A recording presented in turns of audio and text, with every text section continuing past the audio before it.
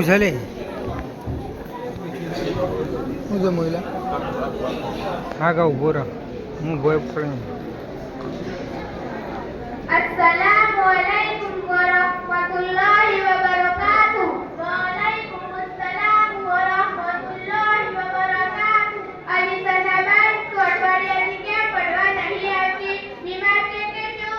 ના ના ભાઈ, અસલમાં મારા મોટા ભાઈની શાદી છે, એની તૈયારી અને શોપિંગ માટે છે છાપી થઈ હતી. અલીભાઈ, છાપી લેવાની શી જરૂરત હતી? નાના અને પાલનપુરમાં બધી વસ્તુઓ મળે છે અને એક પેના ઘણી દુકાનો છે. તમારી વાત તો સાચી છે, પણ નાના અને પાલનપુરમાં જોઈએ એવી વસ્તુઓ મળતી નથી. છાપીમાં નવી નવી અને જાત જાતની રંગબેરંગી એવી ડિઝાઇન છે કે તમે જોતા ને જોતા જ રહી જશો. એવી ડિઝાઇન છે કે આપણા ગામમાં કોના બહાર એવી ડિઝાઇન નહીં હોય. અમે શાદીમાં બેઠું એટલે આખું ગામ જોતું ને જોતું થઈ જશે. તો અસ્તગફિરુલ્લાહ, અસ્તગફિરુલ્લાહ. અલી સનાબાઈ, તમે આ શાદીના નામ પર આ બધું શું કરી રહ્યા છો? એમાં તો શું થઈ ગયું? હવે તો આપની મોહનબાઈ પર શાદીની તૈયારી અને ખરીદી માટે શેઠ અમદાવાદ જાય છે અને અમારા કાકાનો છોકરો સાથે હતો એટલે ખરીદ ને ખરીદી, ફરવાનું ને ફરવાનું અને હોટલમાં ખાવાનું થઈ ગયું. અલી સનાબાઈ, તમે તો આ બધું કમાનાનો કપટ કહો કે અલ્લાહનો દેન નથી કહેતું કે માણસને નશો ચડી ગયો છે? ના ના ભાઈ, એવું નથી, પણ ઘરમાં શાદી આવી એટલે આ બધું કરવું જ પડે ને. ગામ બહારને ખબર કેવી રીતના પડે કે આ ઘરમાં શાદી છે?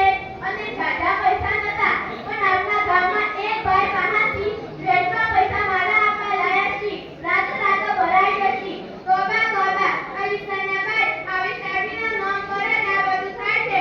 એ બધું શરીયત અને સુન્નતના ખિલાફ છે. શાદી તો શાદી જ હોવી જોઈએ, એમાં આપની ભલાઈ છે.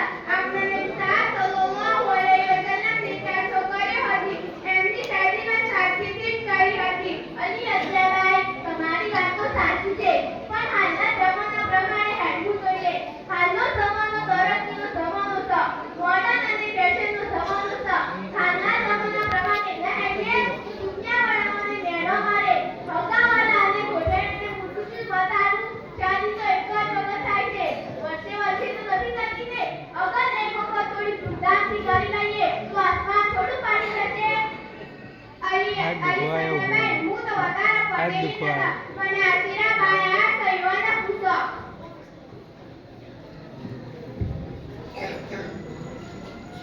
अस्सलामु अलैकुम वरहमतुल्लाहि वबरकातुह। वालैकुमुस्सलाम वरहमतुल्लाहि वबरकातुह। તમારી વાતોને હું સાંભળતી હતી, મને ઘણું દુઃખ થયું એટલે મારે મજબૂરન આવવું પડ્યું.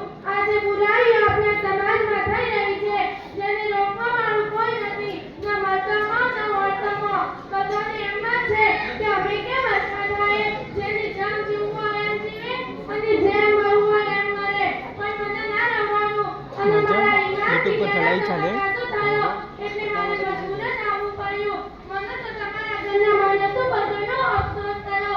તમારું ઘર દિનદાર ગરમ જાય છે. તમારા ઘરમાં હાજી, નમાજી, સમજદાર લોકો છે. કઈ પણ તમારા ઘરમાં ગેરાના તરીકા પર શાદી જુઓ. શાદી જિંદગીમાં એક જ વખત થાય છે. એનો મતલબ એ નથી કે પોતાની મરજીથી અને દુનિયાવાળો અને માતાઓના દેખાદેખી કરીએ. આપણે મુસલમાન છીએ, અલ્લાહના બંદા બંદી અને નબી સાહેબ સલ્લલ્લાહુ અલૈહિ વસલ્લમના ગુલામ છીએ. આપણે આઝાદ નથી કે જેમ કરવું હોય એમ કરીએ. આપણું હરેક કામ અલ્લાહના હુકમ અને નબી સાહેબ સલ્લલ્લાહુ અલૈહિ વસલ્લમના હુકમના મુતાબિક કરવું પડશે. તો જ આપણે આખિરતમાં કામયાબ થશું. દુનિયાવાળા ગમે તેની રાજી હોય કે નારાજ હોય તેવાની પરવા ન કરાય. આપણો અલ્લાહ અને નબી સાહેબ સલ્લલ્લાહુ અલૈહિ વસલ્લમને રાજી કરવાના છે.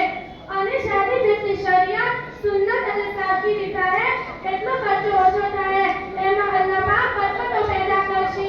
મિયા બીવી, આમાં મહોબ્બતો પેદા નહીં થાય, લડાઈ ઝઘડા થાય, નેક સાલે ઔલાદ પેદા નહીં થાય. માં દર્દ હોવાના બાવજૂદ જિંદગીમાં ચેન સુકૂન નહીં મળે.